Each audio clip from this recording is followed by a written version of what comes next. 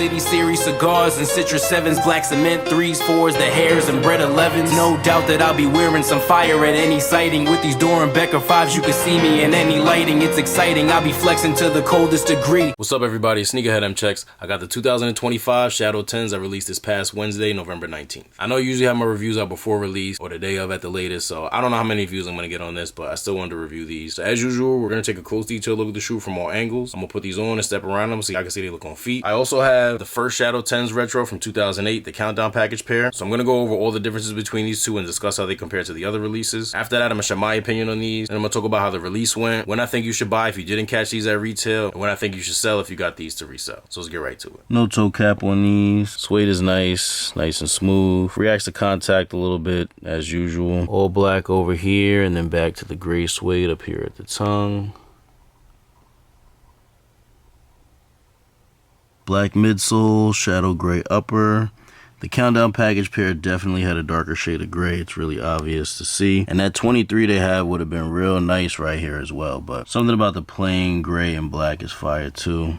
Leave me a comment, let me know which one you prefer. Do you prefer the 23 or do you like them plain? And do you like the darker gray or do you like the lighter gray? The quality on these is nothing special at all, but overall they do look good. They do look well put together, and I feel like that's what matters more. Like I said, the suede looks nice. The leather is pretty cheap, but I feel like it usually is for this part on these, and that really should be the least of our concerns right now. Because like I said, overall the shoe looks good.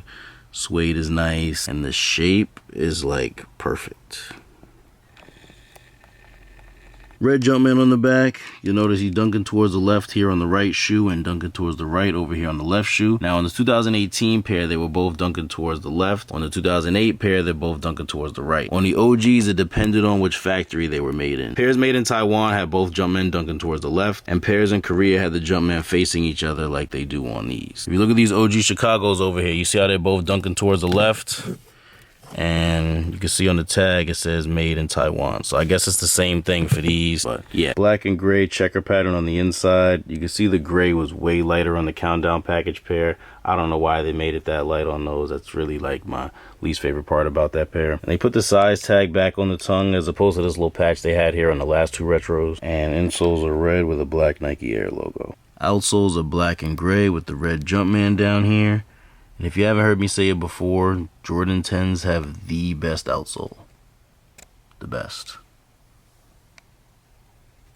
I don't want to say by far, but it's low-key by far. They come in the same box that the recent Steel 10s retro came in, with all these pictures of Jordan, Jordans 1 through 8 up here. And they got the Wings logo in the middle, just this whole collage. Inspired by this 1994 box that the first Chicago 1s, Bread 1s, Black Cement 3s, White Cement 3s, and Chicago 2 retros came in. It's not exactly the same. Like if you look at them next to each other, like they don't use the exact same pictures, but the setup is really exactly the same. They just use different photos. We'll take a close look. But yeah, this is like one of my favorite Jordan boxes. I just thought it was odd that they decided to put Shadow 10s and Steel 10s in them when the Shadow 10s and Steel 10s never came in this box. Like I just said, this was for the first retro of Chicago and Bread 1s, Black Cement, White Cement 3s, and Chicago 2s. So I don't know why they didn't decide to do this box for one of those, but still fire. Removable lid, tan paper on the inside with the white under it, and here's the box label. Air Jordan 10 Retro in charred gray, true red, and black. Here's a quick all-around view of the shoe.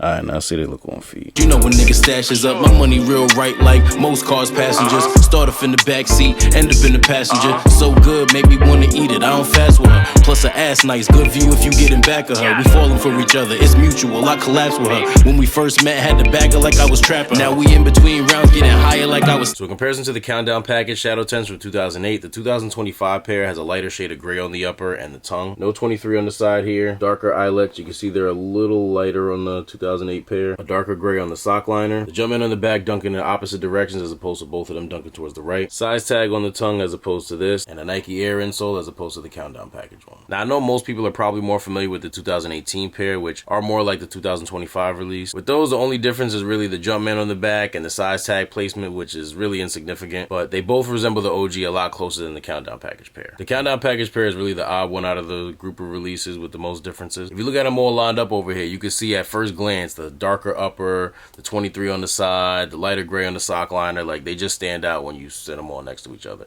The rest of them, though, you can see how they all look a lot more similar. Personally, I prefer the 23 on the side. It's different, it pops out nice, and it reminds me of Michael Jordan's player exclusive pair. If you look at pictures of Jordan wearing the Shadow 10s, he never wore this plain upper pair, at least not in any NBA games. All his pairs that he wore in games had the number 45 stitched on the side. This is during the 1995 season when Jordan was wearing the number 45 temporarily, so that's why it's a 45 instead of 23. But I always liked how these were inspired by those. And the fact that this is the only pair with them and they stand out from the other shadows just makes me like them a lot more. I do like the darker gray on the sock liner on these. It just blends in with the shoe more than the lighter gray does. This is my favorite Shadow 10s release, but leave me a comment and let me know what your favorite pair is. Is it 2025, 2018, 2008, or 1995? Now, the pair with the toe cap, as you saw on the screenshot I had it before, was a sample pair. The toe cap was initially featured on the first pair of Jordan 10s, the Steel 10s, and if you watched my review on those, you heard me explain this already. But after a few wears, Michael Jordan told Nike that he didn't like the toe caps on them. So from there on out, that's why there was no more toe caps on any more 10s. However, they had already started working on the shadows at this point, so there were already pairs made with the toe cap on them prior to Jordan expressing his displeasure of it. So that's why the toe cap pairs just ended up being samples for these, and we never saw them on any other 10s again until the most recent Steels retro. But yeah, they did these nice, like I said, not too different from the 2018 release. They're just like better looking, I want to say. I don't know what it is really, but they just look a little cleaner. I guess the quality control is a little better or something. Maybe it's that, I don't know. But yeah, I am going to keep my Countdown package pairs, so as much as I like these, I don't really need both. But best believe if I didn't, these would definitely be a must cop. Now, the release on these was tough. Limited retailers, limited stock, just like the Steel 10s release was. Not a lot of places had them, and the places that did have them didn't have that many pairs. Some spots didn't even get a full size run. And I noticed that a lot of the like smaller retailers, like a lot of my local spots had these, but like Foot Locker didn't have them. Finish Line didn't have them. JD Sports didn't have them. I believe some Snipes locations did have them, but like my local Snipes didn't have them. You know, like it was the non-chain stores that was getting pairs of these. But like I said, they didn't get a whole lot of pairs. And the reason for them being all limited like this is because Jordan and Nike know 10s are not really sought after like that in general. I know a lot of us do love and appreciate them, but there's also a lot that don't. And I don't get it because the shit's just fire. But last time these released in 2018, they came out with a normal stock and they did terrible. They sat, they went on sale, they went to the outlets, they might have even sat at the outlets too. You know what I'm saying? Like, you could have got them brand new men's sizes for like $100 at one point. And if these would have came out as a general release again this year, we would have saw the same kind of things happening, maybe even worse. And that would have been great for us. I'm never gonna complain about saving some money, but for Jordan and Nike, it's bigger than that. And I really feel like they did what they did to protect the shoe's legacy. Because you know how people are nowadays. Whenever Jordans are too accessible or don't resell for a lot,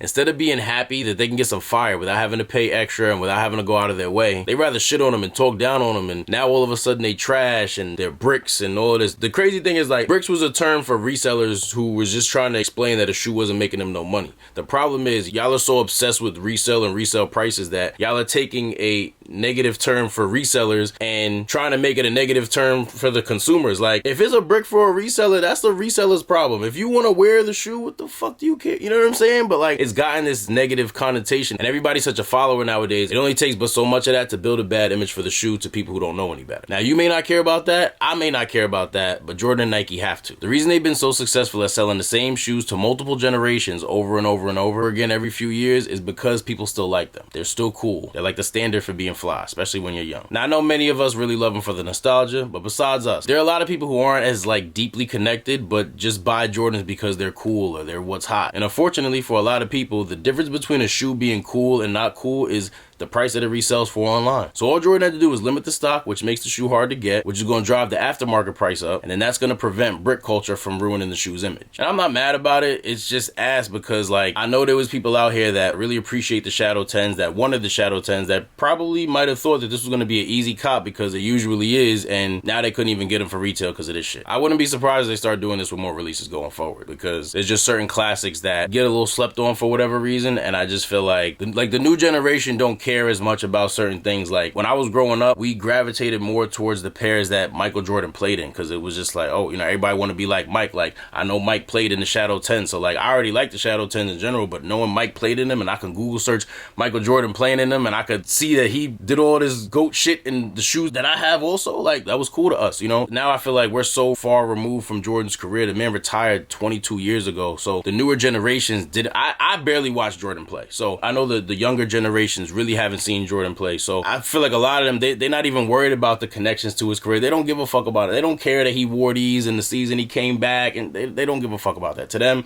it's a black and gray shoe, and if somebody says, oh, those is whack, those is bricks, it's just like, okay, I guess they whack. Like, you know what I'm saying? Like they don't know what's going on. So I think Jordan is doing all this for that. You know, whether somebody understands the legacy of the shoe or not, they're still gonna respect them, because at least they go for 300 on GOAT and StockX. You know what I'm saying? As corny as that is to me, that's just how a lot of people think, and I think they're adapting to that. But yeah, they did men's sizes only for these, with no extended small sizes. So the absolute smallest size you could get these in is a 7, men's 7. I think they go up to like 18 or whatever it is. Market's close to like 270 to 300 depending on what size. I do expect prices to fall a little bit more over the next like week or so, but keep in mind the stock on these is not as high as usual, so the price dip that they get in like a week or so is probably going to be a little bit more subtle than usual, or won't stay down as long. So if you didn't catch them at retail and you still plan on buying them, you'll probably be able to get them for a little bit less, maybe like a week or two from now. Resellers, you're probably better off selling these right away within the first week. I think these definitely have potential to be a good hold, but it's still probably not going to be worth it in most cases. So leave me a comment and let me know how you feel about these, how they compare to other releases, limited release, and anything else I spoke on. One last thing, I will be going live this Sunday at 4 o'clock p.m. Eastern Standard Time. Just want to interact with y'all a little bit, discuss recent releases, upcoming releases. I got a few other topics that I want to touch on, but I just want to interact with y'all a little bit. You know, I want to start going live more. You know what I mean? I'm always recording myself, editing, and I'm just thinking like, why am I not going live? Should have been doing this, but better late than never. So please, if you can, tap in with me, because the better the live is, the more encouraging that's going to be for me to do it going forward. If I don't have a lot of people, it's probably going to be a little discouraging. So show up for me if you can. Let's have a good time, and that's something I want to do at least once a week. So let's see how that goes. But yeah, if this was helpful in any way or taught you anything, I really appreciate if you liked the video. If you're interested in more comparison reviews like this or any other sneaker related content, please do us both a favor and subscribe to my channel if you haven't done so already. Once you're subscribed, make sure you tap that little bell icon where the subscribe button was and select all.